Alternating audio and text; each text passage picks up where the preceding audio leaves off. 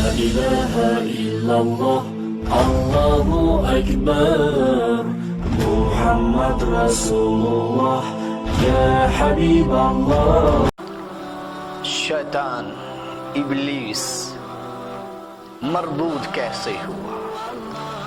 اللہ کی بارگاہ میں سب سجود ہونے والا فرشتوں کا سردار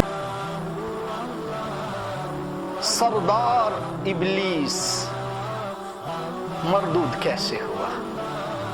کون سی چیز تھی جس نے انہیں جنت سے اٹھا کر زمین پر دے مارا، جس نے عزت کے تاج تخت کو تار تار کر دیا؟ وہ کون سی چیز تھی جس کی وجہ سے شیطان لعنتی ٹھہرا، مردود ٹھہرا، پھر ایک دن دو دن نہیں، ہمیشہ ہمیشہ کے لیے لعنتی ہو گیا؟ وہ تھا تکبر، وہ تھا غرور، وہ تھا اپنے آپ کو بڑا سمجھنا، اپنے آپ کو بڑا سمجھنا۔ جب میرے مالک نے حضرت آدم علیہ السلام کو بنایا، حکم ہوا وَإِذْ قُلْنَا لِلْمَلَائِكَةِ اسْجُدُوا لِآدَمَ فَسَجَدُوا إِلَّا إِبْلِيسَ، اے آسمان کے فرشتوں، سارے فرشتوں کو حکم دیا میرے پیارے سیدنا آدم علیہ السلام کو سجدہ کریں۔ سب سجدہ کرنے میں لگ گئے۔ پہلا سجدہ کیا، سر اٹھایا تو دیکھا ابلیس سامنے کھڑا ہے، سجدے میں نہیں گیا۔ دوسرا سجدہ شکر کے لیے پھر ادا کر دیا۔ پھر سارے فرشتے سجدے میں ہیں، ابلیس کھڑا ہے، متکبر کھڑا ہے، اپنے آپ پر اترانے والا کھڑا ہے، اپنے آپ کو بڑا ظاہر کرنے والا کھڑا ہے۔ فرشتوں نے دو سجدے کیے کہ اللہ کا شکر ہے کہ جس نے ہمیں تابعداری کا حکم دیا اور ہم اس میں کامیاب ہو گئے۔ حضرت آدم علیہ السلام کو سجدہ نہ کرنے کی وجہ سے شیطان لعنتی ٹھہرا۔ پوچھا اس سے، اے شیطان تو نے سجدہ کیوں نہیں کیا؟ تو کہنے لگا، اے مالک لم یسل، میں آگ سے بنا ہوں، آگ اونچی اوپر کو جاتی ہے، آپ آگ جلائیں اس کے شعلے اوپر کو اٹھیں گے۔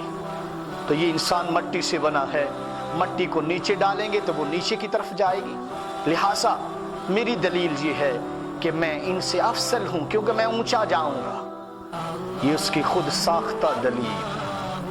میری ملت کے نوجوان بھی اپنی دلیلیں گھڑ رہے ہیں، متکبر اپنی دلیلیں گھڑ کر کبھی وہ وار کرتے ہیں شریفوں پر، کبھی وار کرتے ہیں نمازیوں پر، کبھی وار کرتے ہیں علماء پر، کبھی وار کرتے ہیں صوفیاء پر، کبھی اپنے آپ کو بڑا بنانے کے لیے صوفیاء کو ذلت کے، علماء کو ذلت کے اور شریفوں کو ذلت کے دروازے پر بٹھاتے ہیں اور کہتے ہیں ان کی کیا ویلیو ہے۔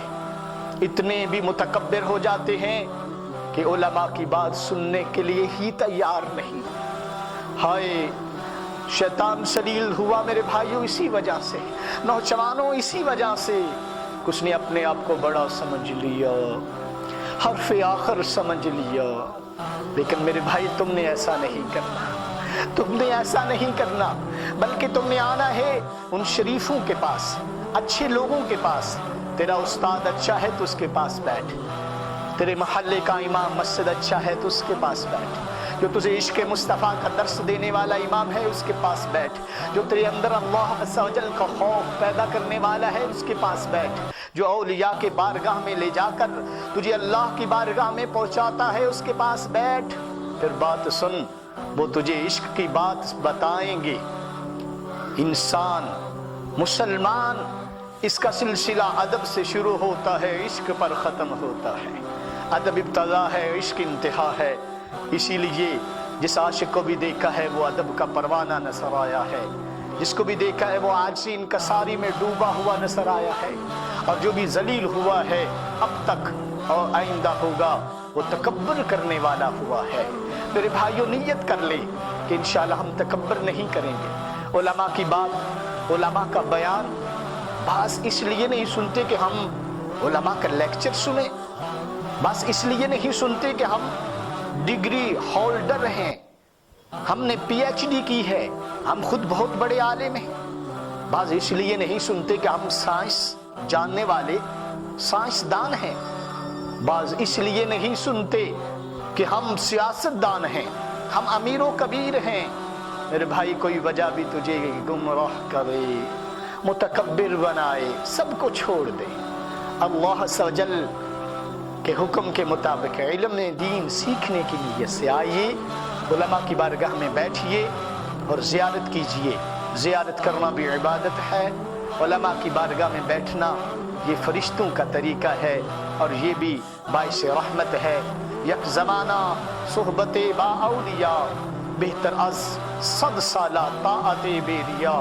وہ ایک لمحہ جو تو نے اللہ والوں کی بارگاہ میں گزارا ہے، تیری 100 سال کی عبادت سے کہیں زیادہ وہ بہتر ہے، کہیں زیادہ بہتر ہے.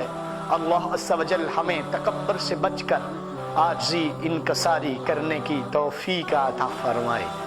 آمین آمین.